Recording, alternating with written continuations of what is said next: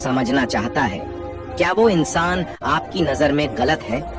हम जब भी किसी को स्वार्थी कहते हैं तो उसका मतलब तो यही होता है कि वो आदमी स्वयं का अर्थ समझना चाहता है। तो फिर वो गलत कैसे हुआ?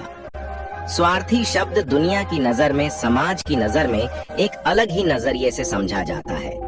अक्सर हम अपने आसपास ऐसे बहुत से लोगों को देखते हैं जो स्वभाव से बहुत अच्छे प्रतीत होते हैं, यानी कि सब लोगों की मदद करते हैं, सबसे अच्छा व्यवहार रखते हैं। लेकिन इसके साथ हमने ये भी देखा होगा कि ऐसे लोग जो स्वभाव के अच्छे होते हैं, दूसरों की मदद करते हैं, वो दुखी भी ज्यादा रहते हैं, और जो लोग स्वार्थी होते हैं वो फलते फूलते चले जाते हैं। तो ऐसे में परमात्मा की सत्ता पर उंगली उठाना निश्चित है। लेकिन अगर ये सत्य है तो हमें कौन सा मार्ग अपनाना चाहिए? क्या हम भी दूसरों के जैसे बन जाएं? पता नहीं आप में से कितने लोग ये मानते हैं कि अच्छे लोग जीवन में बहुत दुखी रहते हैं, लेकिन इसके पीछे का सत्य क्या है? अगर हम इसके पीछे का सत्य नहीं जानेंगे, नहीं पहचानेंगे, तो कहीं ना कहीं हमारा अवचेतन मन भी बुराई की तरफ झुक जाएगा। इसीलिए अपने मन में ऐसे विचार पनपने से पहले इस बात की पूरी सच्चाई, पूरा निष्कर्ष निकाल लें, ताकि भविष्य में आपको अपने अच्छे होने पे पश्चाताप ना हो, दुख ना हो। आज की जो बौद्ध कहानी मैं आपको सुनाने वाला हूँ, उसमें आपको 5 ऐसे तरीके पता चलेंगे जिसके माध्यम से अगर आप कर्म करते हैं तो आप अच्छे कर्म भी कर पाएंगे और दुखी भी नहीं होंगे। एक गांव में आनंद नाम का एक युवक रहता था। उसका भरा पूरा परिवार था। उसके 2 बच्चे थे, उसकी पत्नी थी, लेकिन उसके माता पिता इस दुनिया से चल बसे थे। इसीलिए पूरे परिवार की जिम्मेदारी उसी के कंधों पर थी। बच्चे अपनी पढ़ाई करते थे और उसकी पत्नी अपने घर गृहस्थी के कामों के साथ सारा गाय, भैंस, बकरी इत्यादि का दूध बेचकर अपना घर चलती थी। और आनंद पहाड़ में पत्थर तोड़ने का काम करता था। मेहनत भरा काम था। पूरे दिन काम करता तो रात को थक कर घर पर वापस लौटता। लेकिन इतनी मेहनत करने के बाद भी अगर आनंद को गांव का कोई भी आदमी मदद के लिए बुलाता तो आनंद कभी भी नहीं करता था। उसके जीवन का एक ही सिद्धांत था, अगर मैं दूसरों की मदद करूंगा तो परमात्मा मेरा साथ देंगे, परमात्मा मेरे साथ कुछ बुरा नहीं होने देंगे। आनंद अपने इस सिद्धांत का पालन बहुत ही कड़ाई के साथ करता था। वह इस सिद्धांत पर इतना विश्वास करता था कि अगर कोई बाहर का आदमी उससे मदद मांग ले तो वो अपने घर का काम भी अधूरा छोड़कर उस आदमी की मदद करने के लिए पहुंच जाता था, जिसकी वजह से उसकी पत्नी बहुत परेशान रहती थी। वो अक्सर आनंद को समझाने की कोशिश करती थी कि सबसे पहले अपना काम करो, अपने परिवार को देखो, 2 बच्चे हैं हमारे, और फिर भी तुम दूसरों के काम करने में लगे रहते हो। अरे अपने घर को तो संभालो, अपना घर संभाल नहीं रहा, दूसरों की मदद करने चले हैं। और जब ऐसी ऐसी बातें आनंद के कानों में पड़ती तो उसके हृदय में कांटा चुभने लगता था और उन दोनों में लड़ाई झगड़ा शुरू हो जाता था। अक्सर उनके लड़ाई झगड़े का यही सबसे बड़ा कारण होता था। लेकिन न तो आनंद अपने आप को बदल पाया और न ही उसकी पत्नी ने उसको समझाना कभी बंद किया। इसी वजह से आए दिन उनके घर में क्लेश होता रहता था। जहाँ तक उस गांव वालों की बात थी तो वो आनंद के स्वभाव को जानते थे और वो जानबूझकर जो काम आसान भी होता था, जो उनके सामर्थ्य में भी होता था, उस काम के लिए भी वो आनंद को बुलाते थे ताकि उन्हें कम मेहनत करनी पड़े। कहने का अर्थ ये है कि गांव वाले आनंद की इस शिष्टाचार का फायदा उठाते थे, लाभ उठाते थे और सब पीछे से उसका मजाक उड़ाते थे, उसे बेवकूफ कहते थे। ऐसे ही समय भी तरह और एक दिन आनंद की पत्नी बहुत ज्यादा बीमार पड़ गई। आनंद से जो कुछ भी सेवा हो सकती थी उसने वो सब अपनी पत्नी के लिए किया। उसने गांव के वैद्य को बुलाकर अपनी पत्नी की जांच करवाई, लेकिन ये रोग उस वैद्य की पकड़ के बाहर था। इसीलिए उस वैद्य ने कहा कि तुम अपनी पत्नी को नगर में जाकर किसी बड़े वैद्य को दिखाओ तो तुम्हारी पत्नी की जान बच सकती है। जल्द से जल्द नगर पहुंचने की व्यवस्था करो, नहीं तो तुम्हारी पत्नी के प्राण संकट में हो जाएंगे। ये सुनकर आनंद के पैरों तले जमीन फिसल गई। उसने ये नहीं सोचा था कि उसकी पत्नी के प्राण संकट में है। वो सोच रहा था कि कोई साधारण सा रोग होगा जिसका इलाज हो जाएगा। लेकिन जब उसने वैद्य की यही बात सुनी तो वो घबरा गया। अब पत्नी को नगर तक कैसे लेकर जाएं? क्योंकि उसके पास इतना धन नहीं था कि वो अपनी पत्नी के लिए एक घोड़ा गाड़ी करके उसमें अपनी पत्नी को लिटाकर नगर में ले जा सके।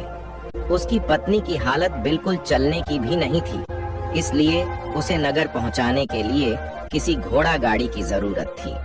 संयोग से उसके पड़ोसी धनमू के पास एक घोड़ा गाड़ी थी। वो अक्सर व्यापार के लिए अपनी घोड़ा गाड़ी नगर में लेकर जाया करता था। इसीलिए आनंद के मन में विचार आया कि मैं धनमू की घोड़ा गाड़ी ले सकता हूँ। मैं धनमू की इतनी मदद करता हूँ, कभी उसके काम को नहीं टालता, तो वो तो मेरे काम को कभी मना ही नहीं कर सकता।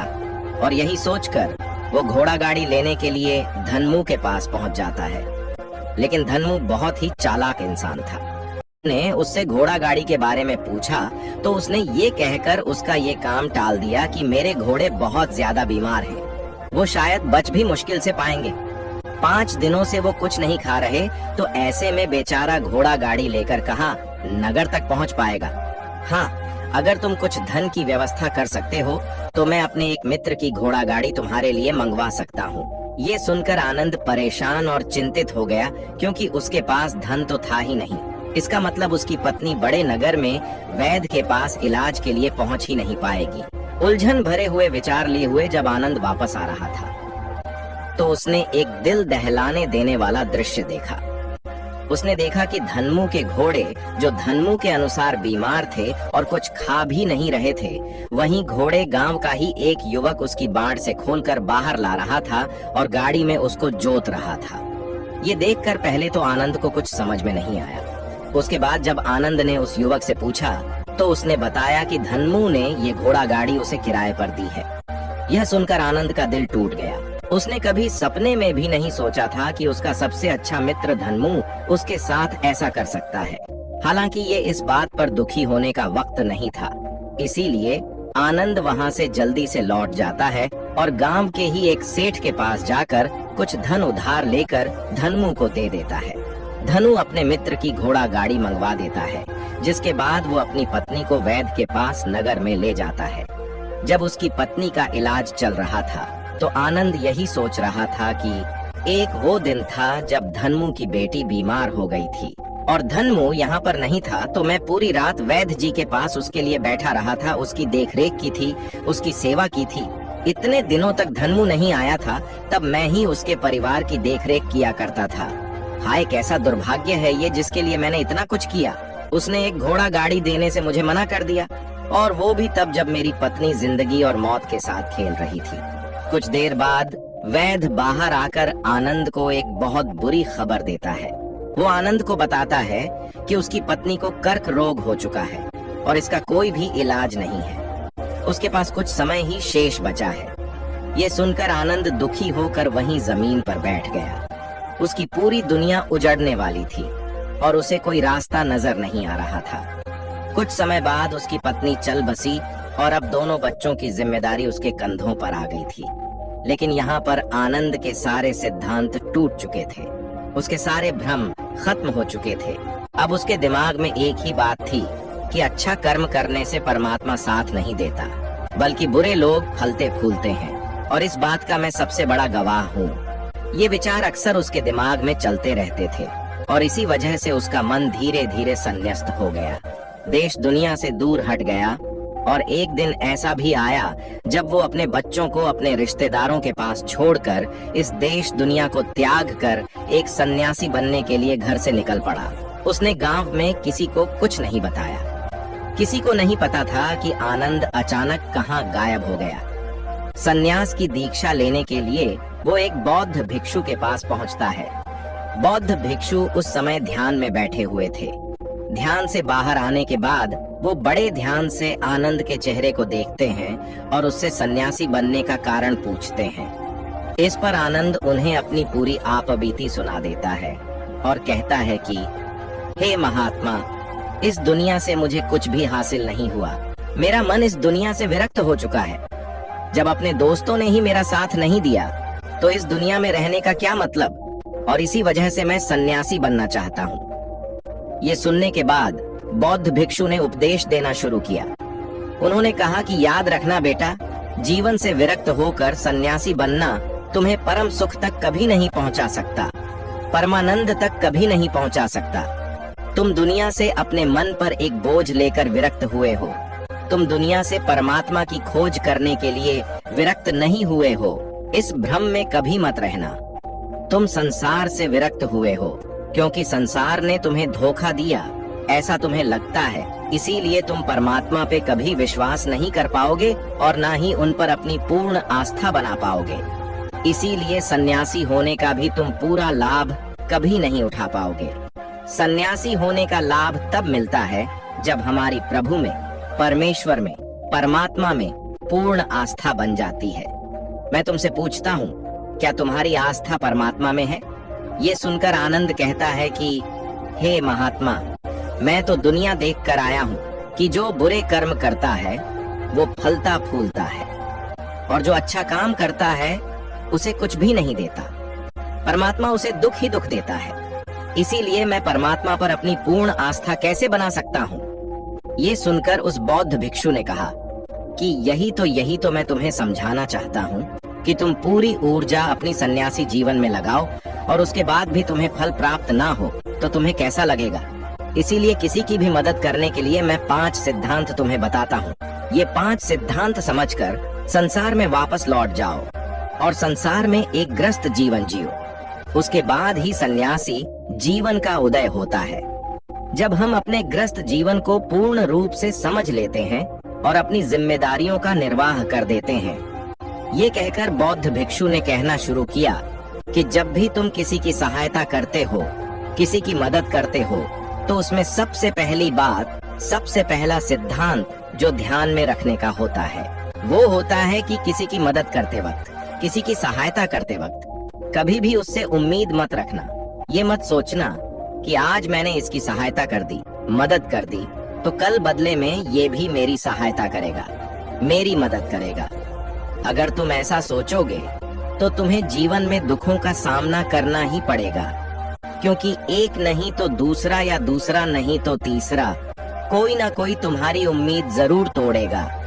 और वास्तविकता में वो मदद या वो सहायता नहीं होती है, वो हमारे लालच का ही एक रूप होता है। हम उसकी सहायता या मदद निर्भर तरीके से नहीं कर रहे हैं। हमारे मन में लालच का भाव है, हमारे मन में बदले का भाव है। हम ये सोचकर मदद करते हैं कि इसकी मदद कर देता हूँ तो कल ये मेरा भी मदद करेगा, और यही लालच हमें अक्सर उन लोगों की मदद करने पर विवश करता है जो किसी न किसी रूप में धनवान होते हैं, क्योंकि हमें लगता है कि कल ये आदमी धन के द्वारा मेरी मदद कर सकता है।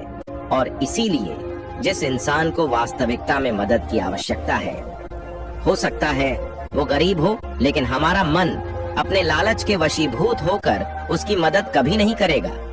इसीलिए किसी की मदद और किसी की सहायता करने के अपने विचार को विस्तार दो। केवल एक प्रकार के वर्ग के लिए अपनी सहायता या अपनी मदद पेश मत करना, उन सबके लिए समान होनी चाहिए। जरा सोचो, एक तरफ तुम्हारा मित्र हो जिसके पास धन है, संपदा है, और दूसरी तरह कोई गरीब औरत हो जो भूखी बैठी हुई है। तुम्हारा दोस्त तुमसे कहता है कि यार आज तो खाने के लिए अच्छे अच्छे पकवान मंगवा लो बाजार से, और दूसरी तरफ वो औरत तुमसे 2 सूखी रोटी मांग रही है, तो तुम किसकी मदद करोगे?